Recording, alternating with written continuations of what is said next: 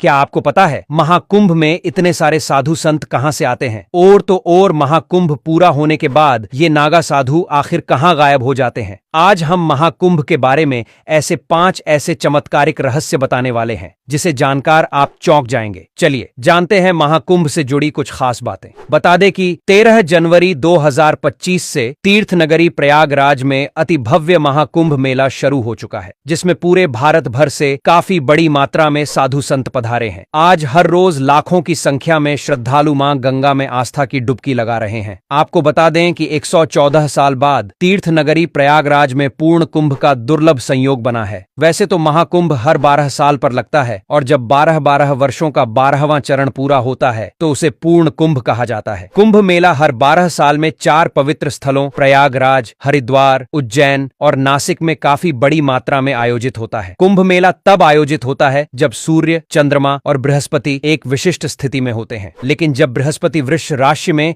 और सूर्य व चंद्रमा अन्य शुभ स्थानों पर होते हैं तब महाकुंभ का समय बनता है और यह संयोग हर 144 वर्षों में एक बार आता है। वहीं आपको बता दें कि कुंभ में 13 अखाड़े के साधु संत शामिल होते हैं। इसके अलावा कुंभ में नागा साधु भी शामिल होते हैं। चलिए जानते हैं नागा साधु कैसे बनाते हैं। वैसे नागा साधु बनना इतना आसान नहीं होता। अखाड़ा समिति के द्वारा व्यक्ति को नागा साधु बनाया जाता है। इसके लिए व्यक्ति को कई तरह की परीक्षाओं से गुजरना पड़ता है। इस परीक्षा में सफलता पाने के लिए साधक को 5 गुरु से दीक्षा प्राप्त करनी होती है। वहीं नागा व्यक्ति को सांसारिक जीवन का त्याग भी करना पड़ता है। नागा साधुओं की खास बात यह है कि वे भिक्षा में मिले भोजन को ही ग्रहण करते हैं। अगर किसी दिन साधु को भोजन नहीं मिलता है तो उन्हें बिना भोजन के रहना पड़ता है। वहीं नागा साधु शरीर पर कभी वस्त्र धारण नहीं करते हैं, वह केवल भस्म लगाते हैं। और वे कभी भी कहीं जाने के लिए वाहन का इस्तेमाल नहीं करते, वे हमेशा पैदल यात्रा ही करते हैं। चलिए जानते हैं कुंभ के बाद नागा साधु कहां लौट जाते हैं। तो आपको बता दें कि नागा साधु कुंभ के बाद अपने अपने अखाड़ों में लौट जाते हैं। अखाड़े भारत के अलग अलग हिस्सों में स्थित होते हैं और ये साधुओं वहां ध्यान,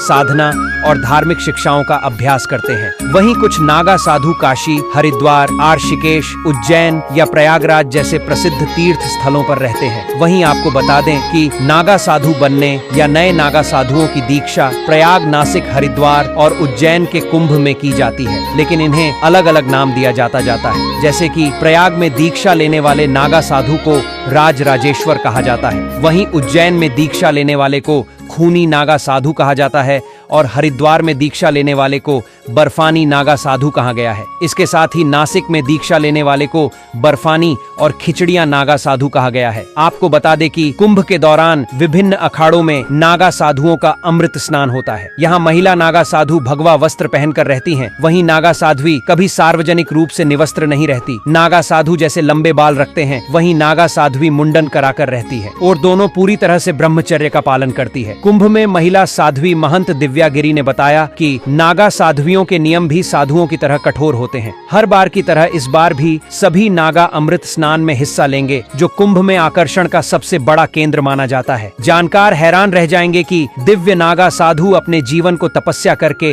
अद्भुत बनाते हैं। भभूत में लिपटा शरीर और तन पर गेरुआ वस्त्र इनकी पहचान है। साथ ही माथे पर त्रिपुंड, गले में रुद्राक्ष और हाथ में त्रिशूल इनकी मौजूदगी का आभास दिलाता है। ज्यादातर नागा साधु शिव और शक्ति के उपासक हैं।